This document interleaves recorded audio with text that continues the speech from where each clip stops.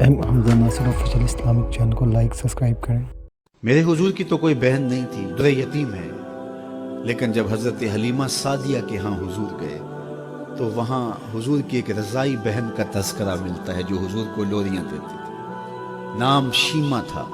तो शाम के वक्त जब ख़वातीन खाना पकाने में मसरूफ़ होने लगती तो बहनें वीर उठा करके बाहर ले जाती। हर बहन का ख्याल ये होता कि मेरे वीर से सोना ज़माने में कोई नहीं। कहते हैं खूबसूरती देखने वाले की आंख में होती है। जिसके वीर का रंग सोना होता तो वो कहती रंग नहीं तो कुछ भी नहीं है, और जिसके नकूश तीखे होते तो वो कहती कि रंग का क्या है, हुस्न तो नकूश में होता है। जिसकी आंखें खूबसूरत होती वो कहती मेरे वीर की झील जैसी आंखें तो देखो। अब यही बनु साद के मोहल्ले में होता।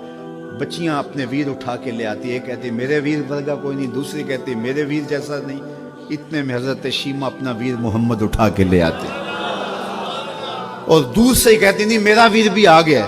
तो सबके सर झुक जाते, कहते नहीं नहीं नहीं नहीं शीमा तेरे वीर का मुकाबला तो नहीं ना, हम तो आपस में बात कर रही हैं। और फिर जब किसी बहन के वीर को मुतफिका तौर पे सारी कह दें कि तेरा वीर ही सोना है तो फिर उसका फख्र तदीदनी हो ना, फिर उनका ज़ौक़ आसमान को छूने लगता। इब्ने हश्शाम सीरत की सबसे पहली किताब, उसमें ये वाक़या लिखा है कि फिर हज़रत शीमा हुजूर को अपनी आगोश में लेकर समेटती और फिर चूमती और फिर वो लोरी देती, और वो लोरी के लफ्ज़ भी लिखे हैं, रब्बना अब के लना मुहम्मदा हत्ता अराहो याफ़ियम व अमरदा। अल्लाह मेरे वीर मोहम्मद को सलामत रखना। आज ये पालने में बच्चों का सरदार है, कल वो लम्हे आए जवानों का भी सरदार हो। और फिर झूम जाती और क्या खुशी उनकी दीदनी होती। और फिर वो मंजर भी आया कि हुजूर अलैहिस्सलाम मक्के चले गए और ये जवान हुई और फिर उनकी शादी किसी कबीले में हो गई। आका करीम ने ऐलान नबुव्वत किया, 13 साल का वक्त कटा और फिर हुजूर मदीना शरीफ चले गए। जब गज़ावात का सिलसिला शुरू हुआ तो जिस कबीले में शीमा का निकाह हुआ था उस कबीले में मुसलमानों के साथ टकराव हुआ तो अल्लाह ने मुसलमानों को फतह अता कर दी।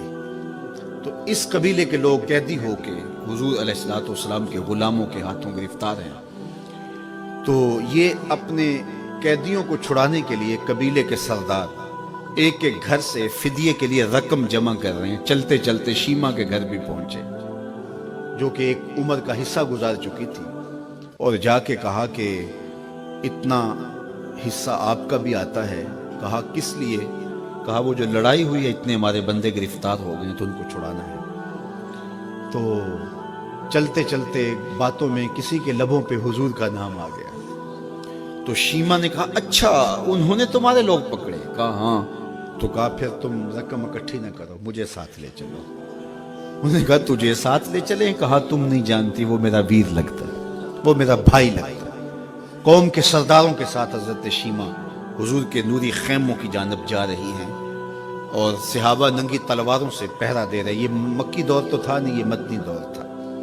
और शीमा कौम के सरदारों के लेके जब आगे बढ़ने लगी ना तो सहाबा ने तलवारें सौंध दी, रुक जा ए देहाती औरत, जानती नहीं आगे पूछा रसूल है, आगे बगैर इज़्न के जिब्रील भी नहीं जा सकते, तुम कौन हो? तो शीमा ने जो लफ्ज कहे वो लफ्ज नहीं है। उसने कहा खल्लू सबीली वालमू आना उख्त नबीयकुम, मेरी राहें छोड़ दो, तुम जानते नहीं मैं तुम्हारे नबी की बाजी लगती।